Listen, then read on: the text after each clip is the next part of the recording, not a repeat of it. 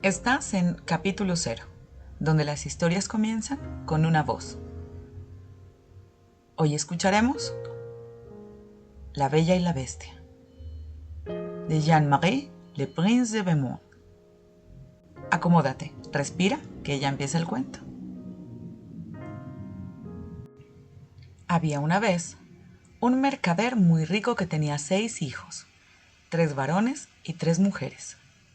Y como era hombre de muchos bienes y de vasta cultura, no reparaba en gastos para educarlos, y los rodeó de toda suerte de maestros. Las 3 hijas eran muy hermosas, pero la más joven despertaba tanta admiración que de pequeña todos la apodaban la Bella Niña. De modo que por fin se quedó este nombre para envidia de sus hermanas. No solo era la menor mucho más bonita que las otras, sino también más bondadosa. Las 2 hermanas mayores ostentaban con desprecio sus riquezas ante quienes tenían menos que ellas. Se hacían las grandes damas y se negaban a que las visiten las hijas de los demás mercaderes. Únicamente, las personas de mucho rango eran dignas de hacerles compañía. Se lo pasaban en todos los bailes, reuniones, comedias y paseos, y despreciaban a la menor porque empleaba gran parte de su tiempo en la lectura de buenos libros. Las 3 jóvenes, agraciadas y poseedoras de muchas riquezas, eran solicitadas en matrimonio por muchos mercaderes de la región, pero las 2 mayores los despreciaban y rechazaban diciendo que solo se casarían con un noble, por lo menos un duque o un conde. La Bella, pues así era como la conocían y llamaban todos a la menor, agradecía muy cortésmente el interés de cuantos querían tomarla por esposa y los atendía con suma amabilidad y delicadeza, pero les alegaba que aún era muy joven y que deseaba pasar algunos años más en compañía de su padre. De un solo golpe perdió el mercader todos sus bienes y no le quedó más que una pequeña casa de campo a buena distancia de la ciudad. Totalmente destrozado, lleno de pena su corazón, llorando hizo saber a sus hijos que era forzoso trasladarse a esta casa, donde para ganarse la vida tendrían que trabajar como campesinos. Sus 2 hijas mayores respondieron con la altivez que siempre demostraban en toda ocasión, que de ningún modo abandonarían la ciudad, pues no les faltaba enamorados que se sentirían felices de casarse con ellas, no obstante su fortuna perdida. En esto se engañaban las buenas señoritas. Sus enamorados perdieron totalmente el interés en ellas cuando fueron pobres. Puesto que debido a su soberbia nadie simpatizaba con ellas, las muchachas de los otros mercaderes y sus familias comentaban: «No merece que les tengamos compasión. Al contrario, nos alegramos de verles abatido el orgullo. Que se hagan las grandes damas con las ovejas». Pero al mismo tiempo todo el mundo decía: «Qué pena, qué dolor nos da la desgracia de Bella. Esta sí que es una buena hija. Con qué cortesía le habla a los pobres. Es tan dulce, tan honesta». No faltaron caballeros dispuestos a casarse con ella, aunque no tuviese un centavo. Mas la joven agradecía, pero respondía que le era imposible abandonar a su padre en desgracia y que lo seguiría a la campiña para consolarlo y ayudarlo en sus trabajos. La pobre Bella no dejaba de afligirse por la pérdida de su fortuna, pero se decía a sí misma: «Nada obtendré por mucho que llore. Es preciso tratar de ser feliz en la pobreza». No bien llegaron y se establecieron en la casa de campo, el mercader y sus 3 hijos con ropajes de labriego se dedicaron a preparar y labrar la tierra. La Bella se levantaba a las 4 de la mañana y se ocupaba en limpiar la casa y preparar la comida de la familia. Al principio, aquello le era un sacrificio agotador porque no tenía costumbre de trabajar tan duramente. Mas unos meses más adelante se fue sintiendo acostumbrada a este ritmo y comenzó a sentirse mejor y a disfrutar por sus afanes de una salud perfecta. Cuando terminaba sus quehaceres se ponía a leer, a tocar el clavicornio, o bien a cantar mientras hilaba o realizaba alguna otra labor. Sus 2 hermanas, en cambio, se aburrían mortalmente. Se levantaban a las 10 de la mañana, paseaban el día entero y su única diversión era lamentarse de sus pérdidas galas y visitas. «Mira a nuestra hermana menor», se decían entre sí. «Tienen un alma tan vulgar y es tan estúpida que se contenta con su miseria». El buen labrador, el padre, en cambio, sabía que la Bella era trabajadora, constante, paciente y tesonera, y muy capaz de brillar en los salones. En cambio, sus hermanas admiraban las virtudes de su hija menor y sobre todo su paciencia, ya que las otras no se contentaban con que hiciese todo el trabajo de la casa, sino que además se burlaban de ella. Hacía ya un año que la familia vivía en aquellas soledades cuando el mercader recibió una carta en la cual le anunciaban que cierto navío acababa de arribar, felizmente, con una carga de mercancías para él. Esta noticia trastornó por completo a sus dos hijas mayores, pues imaginaron que por fin podrían abandonar aquellos campos donde tanto se aburrían, y además lo único que se les cruzaba por la cabeza era volver a la ociosa y fatua vida de las fiestas y teatros, mostrando riquezas, por lo que, no bien vieron a su padre ya dispuesto para salir, le pidieron que les trajera vestidos, chalinas, peinetas y toda suerte de bagatelas. La bella no dijo una palabra, pensando para sí que todo el oro de las mercancías no iba a bastar para los encargos de sus hermanas. ¿No vas tú a pedirme algo?, le preguntó su padre. Ya que tienes la bondad de pensar en mí, respondió ella, te ruego que me traigas una rosa, pues por aquí no las he visto. No era que la desease realmente, sino que no quería afear con su ejemplo la conducta de sus hermanas, las cuales habían dicho que si no pedía nada era solo por darse importancia. Partió, pues, el buen mercader, pero cuando llegó a la ciudad supo que había un pleito andando en torno a sus mercaderías, y luego de muchos trabajos y penas se halló tan pobre como antes, y así emprendió nuevamente el camino hacia su vivienda. No tenía que recorrer más de 30 millas para llegar a su casa, y ya se regocijaba con el gusto de ver otra vez a sus hijas. Pero erró el camino al atravesar un gran bosque, y se perdió dentro de él, en medio de una tormenta de viento y nieve que comenzó a desatarse. Nevaba fuertemente. El viento era tan impetuoso que por 2 veces lo derribó del caballo, y cuando cerró la noche llegó a temer que moriría de hambre o de frío, o que lo devorarían los lobos, a los que oía aullar muy cerca de sí. De repente tendió la vista por entre las largas hileras de árboles y vio una brillante luz a gran distancia. Se encaminó hacia aquel sitio y al acercarse observó que la luz salía de un gran palacio todo iluminado.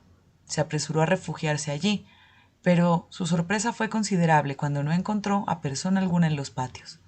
Su caballo, que lo seguía, entró en una vasta caballeriza que estaba abierta, y habiendo hallado heno y avena, el pobre animal, que moría de hambre, se puso a comer ávidamente. Después de dejarlo atado, el mercader pasó al castillo, donde tampoco vio a nadie, y por fin llegó a una gran sala en que había un buen fuego y una mesa cargada de viandas con un solo cubierto. Quizás pecaría de atrevida, pero se dirigió hacia allí. La tentación fue muy grande, pues la lluvia y la nieve lo habían calado hasta los huesos. Se arrimó al fuego para secarse, diciéndose a sí mismo: el dueño de esta casa y sus sirvientes, que no tardarán en dejarse ver, sin duda me perdonarán la libertad que me he tomado. Se quedó aún esperando un largo rato. Observaba hacia los otros recintos para tratar de ubicar a algún habitante en la mansión, pero cuando sonaron 11 campanadas, sin que se apareciese nadie, no pudo ya resistir el hambre, y apoderándose de un pollo se lo comió con 2 bocados a pesar de sus temblores. Bebió también algunas copas de vino, y ya con nueva audacia abandonó la sala y recorrió varios espaciosos aposentos, magníficamente amueblados.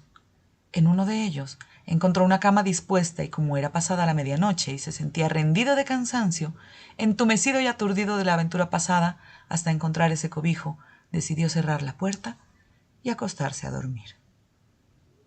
Eran las 10 de la mañana cuando se levantó al día siguiente, y no fue pequeña su sorpresa al encontrarse un traje como hecho a su medida en vez de sus viejas y gastadas ropas. Sin duda, se dijo, o no he despertado, o este palacio pertenece a una hada buena que se ha apiadado de mí. Miró por la ventana y no vio el menor rastro de nieve, sino un jardín cuyos floridos canteros encantaban la vista. Entró luego en la estancia donde cenara la víspera y halló que sobre una mesita lo aguardaba una taza de chocolate. «Le doy las gracias, señora hada», dijo en voz alta, «por haber tenido la bondad de albergarme en noche tan inhóspita y de pensar en mi desayuno». El buen hombre, después de tomar el chocolate, salió en busca de su caballo, y al pasar por un sector lleno de rosas blancas, recordó la petición de Bella y cortó una para llevársela. En el mismo momento se escuchó un gran estruendo y vio que se dirigía hacia él una bestia tan horrenda que le faltó poco para caer desmayado. «¡Ah, ingrato!», le dijo la bestia con voz terrible. Yo te salvé la vida al recibirte y darte cobijo en mi palacio, y ahora, para mi pesadumbre, tú me arrebatas mis rosas, a las que amo sobre todo cuanto hay en el mundo. Será preciso que mueras, a fin de reparar esta falta. El mercader se arrojó a sus pies, juntó las manos y rogó a la bestia.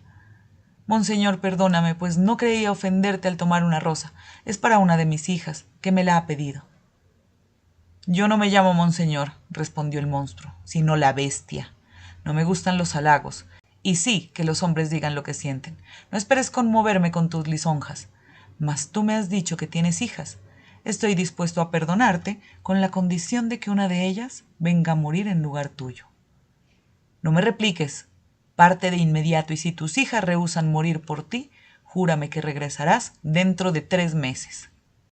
No pensaba el buen hombre sacrificar a una de sus hijas a tan horrendo monstruo, pero se dijo, al menos me queda el consuelo de darles un último abrazo. Juró pues que regresaría y la bestia le dijo que podría partir cuando quisiera. Pero no quiero que te marches con las manos vacías, añadió. Vuelve a la estancia donde pasaste la noche. Allí encontrarás un gran cofre en el que pondrás cuanto te plazca, y yo lo haré conducir hasta tu casa. Dicho esto, se retiró la bestia y el hombre se dijo, si es preciso que muera, tendré al menos el consuelo de que mis hijas no pasen hambre. Volvió pues a la estancia donde había dormido y halló una gran cantidad de monedas de oro con las que llenó el cofre de que le hablara la bestia. Lo cerró, fue a las caballerizas en busca de su caballo y abandonó aquel palacio con una gran tristeza. Pareja la alegría con que entrara en él la noche antes en busca del albergue. Su caballo tomó por sí mismo una de las veredas que había en el bosque y en unas pocas horas se halló de regreso en su pequeña granja.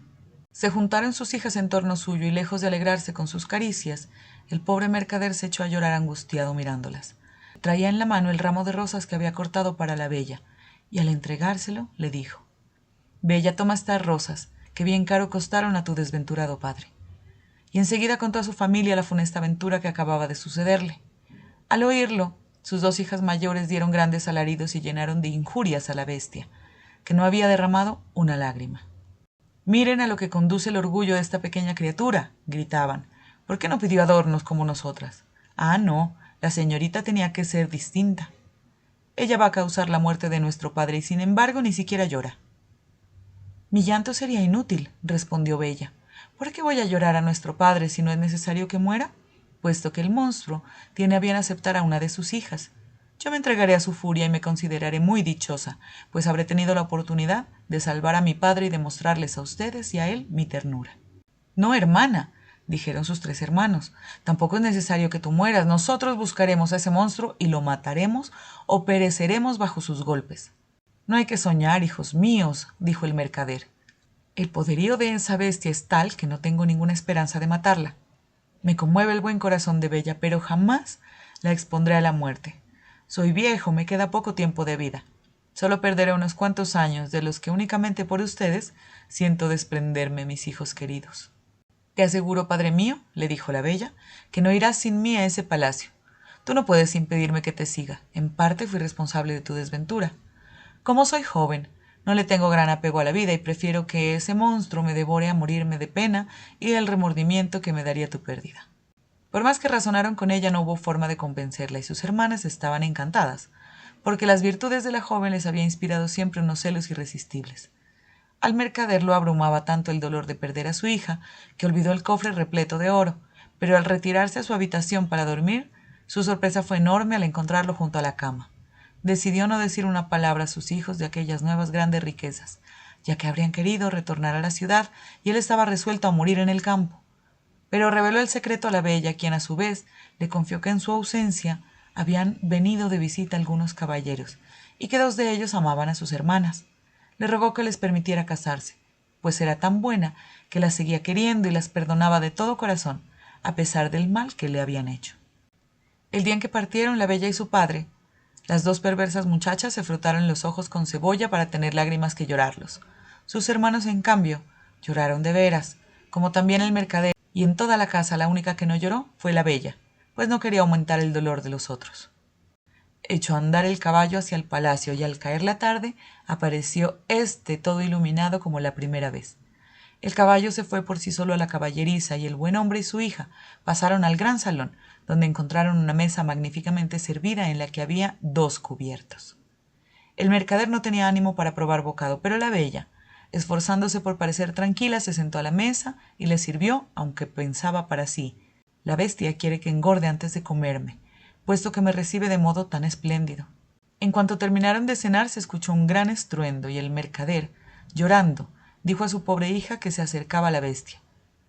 No pudo la bella evitar un estremecimiento cuando vio su horrible figura, aunque procuró disimular su miedo, y al interrogarle el monstruo sobre si habían obligado o si venía por su propia voluntad, ella le respondió que sí, temblando, que era decisión propia. «Eres muy buena», dijo la bestia, «y te lo agradezco mucho. Tú, buen hombre, partirás por la mañana y no sueñes jamás con regresar aquí. Nunca. Adiós, bella». «Adiós, señor», respondió la muchacha. Y enseguida se retiró la bestia. «Ah, hija mía», dijo el mercader abrazando a la bella, «yo estoy casi muerto de espanto. Hazme caso y deja que me quede en tu sitio». «No, padre mío», le respondió la bella con firmeza, «tú partirás por la mañana». Fueron después a acostarse creyendo que no dormirían en toda la noche, mas sus ojos se cerraron apenas pusieron la cabeza en la almohada. Mientras dormía, vio la bella a una dama que le dijo: «Tu buen corazón me hace muy feliz, bella. No ha de quedar sin recompensa esta buena acción de arriesgar tu vida por salvar la de tu padre». Le contó el sueño al buen hombre. La bella, al despertarse, y aunque le sirvió un tanto de consuelo, no alcanzó a evitar que se lamentara con grandes sollozos al momento de separarse de su querida hija. En cuanto se hubo marchado, se dirigió la bella a la gran sala y se echó a llorar. Pero, como tenía sobrado coraje, resolvió no apesadumbrarse durante el poco tiempo que le quedase de vida, pues tenía el convencimiento de que el monstruo la devoraría aquella misma tarde. Mientras esperaba, decidió recorrer el espléndido castillo, ya que a pesar de todo no podía evitar que su belleza la conmoviese. Su asombro fue aún mayor cuando halló escrito sobre una puerta: «Aposento de la bella». La abrió precipitadamente y quedó deslumbrada por la magnificencia que allí reinaba, pero lo que más llamó su atención fue una bien provista biblioteca, un clavicordio y numerosos libros de música, lo que reunía todo lo que a ella le hacía la vida placentera. «No quiere que esté triste», se dijo en voz baja y añadió de inmediato: «para un solo día no me habría reunido tantas cosas». Este pensamiento reanimó su valor, y poco después, revisando la biblioteca, encontró un libro en que aparecía la siguiente inscripción en letras de oro: «Disponga, ordene, aquí es usted la reina y señora». «¡Ay de mí!», suspiró ella, «nada deseo sino ver a mi pobre padre y saber qué está haciendo ahora». Había dicho estas palabras para sí misma. ¿Cuál no sería su asombro al volver los ojos a un gran espejo y ver allí su casa, a donde llegaba entonces su padre con el semblante lleno de tristeza? Las 2 hermanas mayores acudieron a recibirlo, y a pesar de los aspavientos que hacían para parecer afligidas, se les reflejaba en el rostro la satisfacción que sentían por la pérdida de su hermana, por haberse desprendido de la hermana que les hacía sombra con su belleza y bondad. Desapareció todo en un momento, y la bella no pudo dejar de decirse que la bestia era muy complaciente y que nada tenía que temer de su parte. Al mediodía halló la mesa servida, y mientras comía escuchó un exquisito concierto. Aunque no vio a persona alguna esa tarde, cuando iba a sentarse a la mesa, oyó el estruendo que hacía la bestia al acercarse y no pudo evitar un estremecimiento. «Bella», le dijo el monstruo, «¿permitirías que te mirase mientras comes?». «Tú eres el dueño de esta casa», respondió la bella temblando. «No», dijo la bestia, «no hay aquí otra dueña que tú. Si te molestara no tendrías más que pedirme que me fuese y me marcharía enseguida. Pero dime, ¿no es cierto que me encuentras muy feo?». «Así es», dijo la bella, «pues no sé mentir, pero en cambio creo que eres muy bueno». «Tienes razón», dijo el monstruo, «aun cuando yo no pueda juzgar mi fealdad, pues no soy más que una bestia». «No se es una bestia», respondió la bella, «cuando uno admite que es incapaz de juzgar sobre algo. Los necios no lo admitirían». «Come, pues», le dijo el monstruo, «y trata de pasarlo bien en tu casa, que todo cuanto hay aquí te pertenece, y me apenaría mucho que no estuvieses contenta». «Eres muy bondadoso», respondió la bella, «te aseguro que tu buen corazón me hace feliz. Cuando pienso en ello, no me pareces tan feo». «Oh, señora», dijo la bestia. Tengo un buen corazón, pero no soy más que una bestia. Hay muchos hombres más bestiales que tú, dijo la bella, y mejor te quiero con tu figura que a otros que tienen figura de hombre y un corazón corrupto, ingrato, burlón y falso. La bella, que ya apenas le tenía miedo, comió con buen apetito, pero creyó morirse de pavor cuando el monstruo le dijo: «Bella, ¿querrías ser mi esposa?». Largo rato permaneció la muchacha sin responderle, ya que temía despertar su cólera si rehusaba, y por último le dijo, estremeciéndose: «No, bestia». Quiso suspirar al oírle al pobre monstruo, pero su pecho no salió más que un silbido tan espantoso, que hizo retemblar el palacio entero. Sin embargo, la bella se tranquilizó enseguida, pues la bestia le dijo tristemente: «Adiós entonces, bella», y salió de la sala volviéndose varias veces a mirarla por última vez. Al quedarse sola, la bella sintió una gran compasión por esta pobre bestia. «Ah, qué pena», se dijo, «que siendo tan bueno sea tan feo». 3 apacibles meses pasó la bella en el castillo. Todas las tardes la bestia la visitaba, y la entretenía y observaba mientras comía, con su conversación llena de buen sentido, pero jamás de aquello que en el mundo llaman ingenio. Cada día la bella encontraba en el monstruo nuevas bondades, y la costumbre de verlo le había habituado tanto a su fealdad que, lejos de temer el momento de su visita, miraba con frecuencia el reloj para ver si eran las 9, ya que la bestia jamás dejaba de presentarse a esa hora. Solo había una cosa que le apenaba, y era que la bestia, cotidianamente antes de retirarse, le preguntaba cada noche si quería ser su esposa, y cuando ella rehusaba, parecía traspasado de dolor. Un día le dijo: «Mucha pena me das, bestia. Bien querría complacerte, pero soy demasiado sincera para permitirte creer que pudiese hacerlo nunca. Siempre he de ser tu amiga. Trata de contentarte con eso». «Forzoso me sería», dijo la bestia. «Sé que en justicia soy horrible, pero mi amor es grande. Entretanto me siento feliz de que quieras permanecer aquí. Prométeme que no me abandonarás nunca». La bella enrojeció al escuchar esas palabras. Había visto en el espejo que su padre estaba enfermo de pesar por haberla perdido y deseaba volverlo a ver. «Yo podría prometerte», dijo a la bestia, «que no te abandonaré nunca si no fuese porque tengo tantas ansias de ver a mi padre, que moriré de dolor si me niegas ese gusto». «Antes prefiero yo morirme», dijo el monstruo, «que causarte el pesar más pequeño. Te enviaré a casa de tu padre y mientras estés allí morirá tu bestia de pena». «Oh no», respondió la bella llorando, «te quiero demasiado para tolerarlo. Prometo regresar dentro de 8 días. Me has hecho ver que mis hermanas están casadas y mis hermanos en el ejército. Mi padre se ha quedado solo. Permíteme que pase una semana en su compañía». «Mañana estarás con él», dijo la bestia, «pero acuérdate de tu promesa. Cuando quieras regresar no tienes más que poner tu sortija sobre la mesa a la hora del sueño. Adiós, bella». La bestia suspiró según su costumbre al decir estas palabras, y la bella se acostó con la tristeza de verlo tan apesadumbrado. Cuando despertó a la mañana siguiente, se hallaba en la casa de su padre.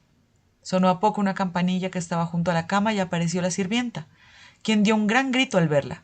Acudió rápidamente a sus voces el buen padre y creyó morir de alegría porque recordaba a su querida hija, con la cual estuvo abrazado más de un cuarto de hora. Luego de estas primeras efusiones, la bella recordó que no tenía ropas con que vestirse, pero la sirvienta le dijo que en la vecina habitación había encontrado un cofre lleno de magníficos vestidos con adornos de oro y diamantes. Agradecida las atenciones de la bestia, pidió a la bella que le atrajesen el más modesto de aquellos vestidos y que guardasen los otros para regalárselos a sus hermanas. Pero apenas había dado esta orden, desapareció el cofre. Su padre comentó que sin duda la bestia quería conservarse para sí los regalos, y al instante reapareció el cofre donde estuviera antes. Se vistió la bella y entretanto avisaron a las hermanas, que acudieron en compañía de sus esposos.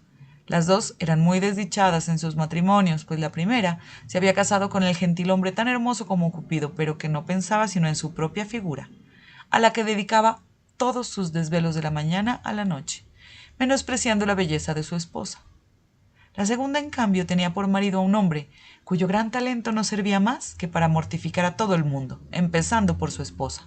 Cuando vieron a la bella ataviada como una princesa y más hermosa que la luz del día, las dos creyeron morir de dolor. Aunque la bella les hizo 1000 caricias, no les pudo aplacar los celos, que se recrudecieron cuando les contó lo feliz que se sentía. Bajaron las dos al jardín para llorar allí a sus anchas. ¿Por qué es tan dichosa esa pequeña criatura? ¿No somos nosotras más dignas de la felicidad que ella?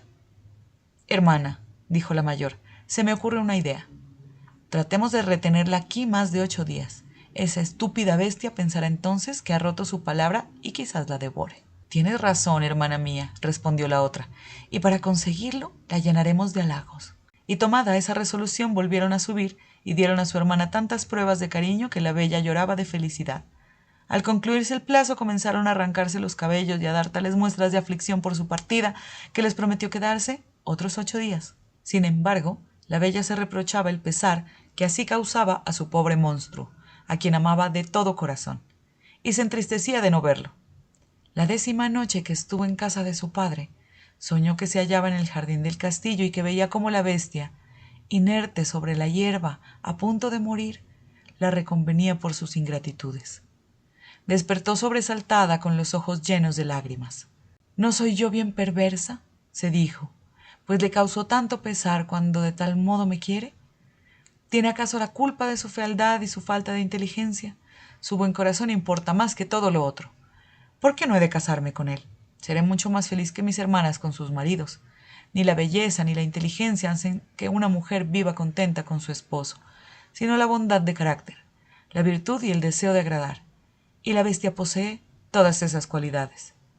Aunque no amor si le tengo estimación y amistad, ¿por qué he de ser la causa de su desdicha si luego me reprocharía mi ingratitud toda la vida?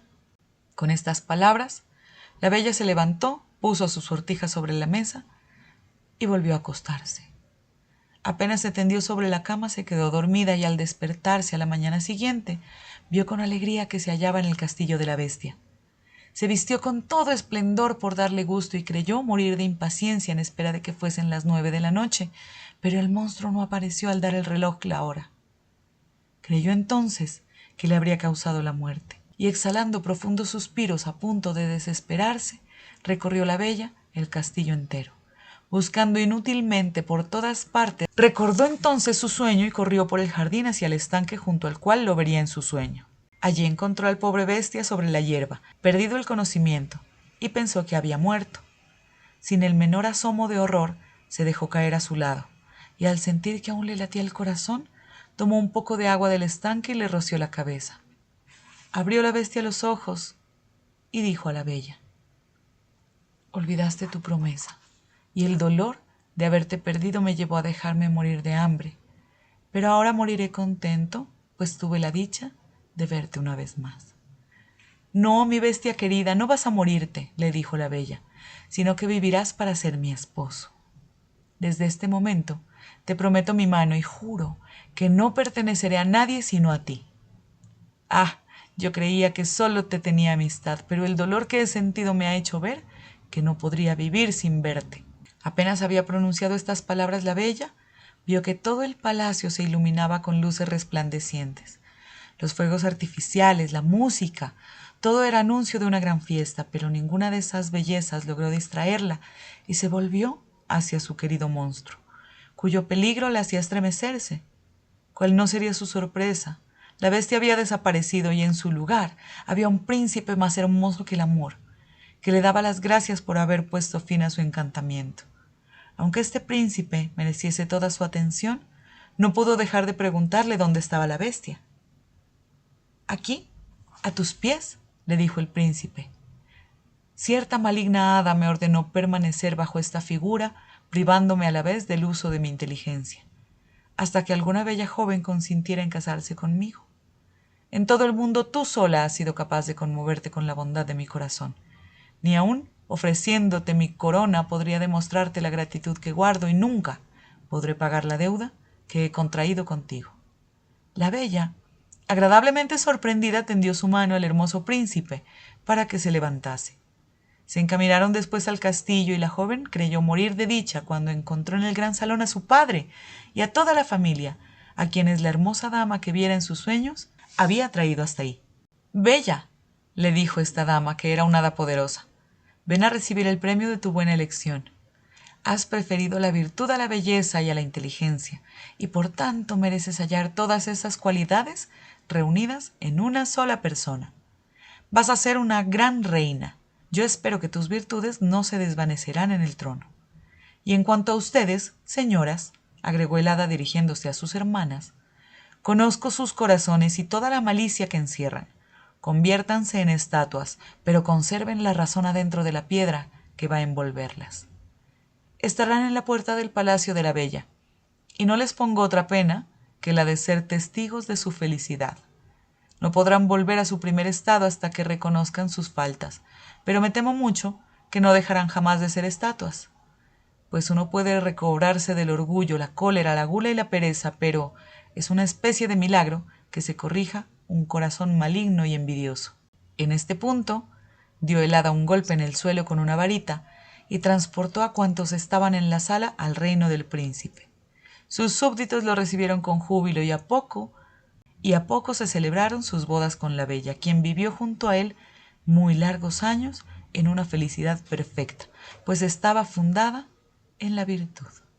Fin. Gracias por escuchar hasta el final.